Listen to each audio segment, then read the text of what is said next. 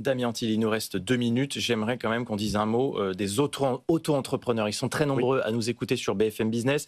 Et c'est vrai que je disais au début, un petit peu sur le ton de l'ironie, mais ça peut faire frémir. Ça fait frémir les auto-entrepreneurs qui ont des statuts parfois précaires.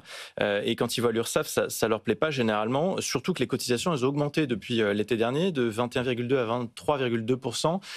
Qu'est-ce que vous leur diriez ce matin ? Je leur dirais une chose. La première, c'est que le statut d'auto-entrepreneur, c'est un statut qui se développe fortement. On a 3 millions d'auto-entrepreneurs, 1,5 million qui sont économiquement actifs.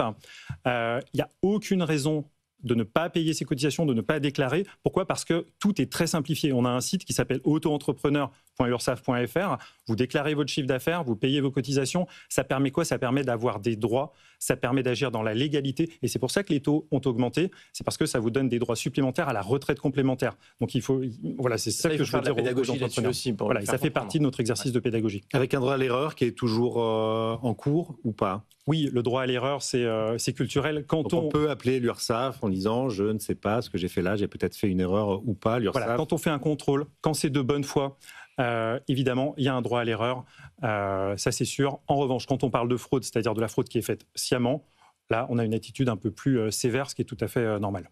L'objectif, on le disait quand même, monter à 5,5 milliards voilà, 5,5 milliards d'euros. Ça veut dire que les outils vont devoir changer ?